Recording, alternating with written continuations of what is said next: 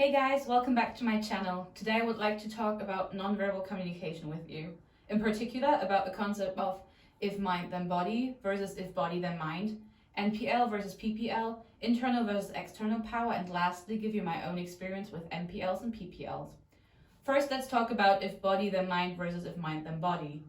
So the general idea behind if body then mind is that your mind can influence your body, so the way you think about yourself in a certain moment will actually translate into the way we present ourselves and our body language.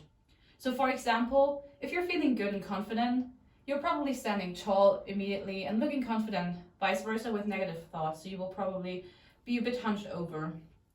On the other hand, we also have if body then mind. And the idea behind this concept is that if we present ourselves in a certain way, our mind might adapt to that feeling as well. So for example, if we present ourselves as confident and strong, even though we might not feel that way in that moment, our mind might start to feel the same way. Or because our hands are shaking from nerves, our brain becomes more sure of the fact that we are overwhelmed and nervous. In general, you can say that whenever we feel good about ourselves and we feel confident or strong or have an experience that leaves us feeling good, our body automatically appears bigger, stronger, and more confident. So both of these if situations can greatly change experiences and scenarios we have in our daily lives.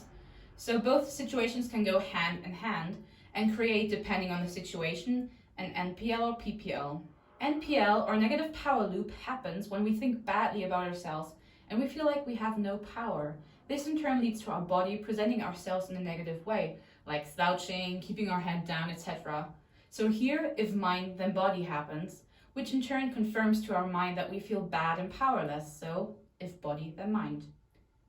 On the other hand, and we have PPL, or positive power loop, which works similar to the NPL. Here, you might still start with nervous thoughts in a scenario, but because you force yourself to present yourself in a positive and confident way, your body will impact your thoughts and mind in a positive way as well. So if body then mind. You start to feel better and think you have more power, which will then in turn lead to your body language improving more and becoming more positive, so if mind then body. Next, let's talk about internal versus external power. Obviously, most people want to be and feel more powerful, and there are two types of powers we can have. For one, external power, which means we're able to influence the outside world. People with a lot of external power that you might know are Jeff Bezos, Angela Merkel, Elon Musk, or many more. So often there are presidents, prime ministers, and CEOs of large companies. Internal power, however, is communication.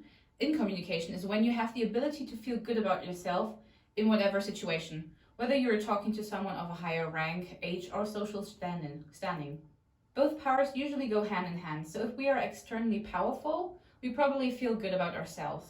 But while external power can come and go, internal power can stay with us forever and will be a great asset to our life. So it's always a good idea to work on our internal power. Lastly, I would like to tell you one of my experiences with NPL and PPL. One situation where I noticed the most I fell into a negative power loop happened a couple of months into my au pair year in England in 2017. One day something had happened which my host parents did not approve of, and they had a very stern talking with me, which left me feeling quite shaken and shocked, if I'm being honest, because for me the situation wasn't even noteworthy. Like I didn't expect them to be that angry with me. So I was very surprised that they were freaking out about it. Anyway, since they were my bosses in a certain way, I still felt extremely bad and sad. So I asked my host mom for a private conversation between just the two of us on the next day. And this is why I remember getting into the NPL. I still had all of these negative thoughts from the previous night, and I was kind of freaking out internally. And I was getting super nervous. So my body started to shake beforehand. I felt sick and just generally not very good. So of course what happened, like it was mentioned in the book, my mind was even more convinced that I was nervous and the situation wouldn't end that greatly. So I started becoming more and more nervous and more scared of the private conversation. In the end, everything went well, but still wasn't the greatest experience of my life.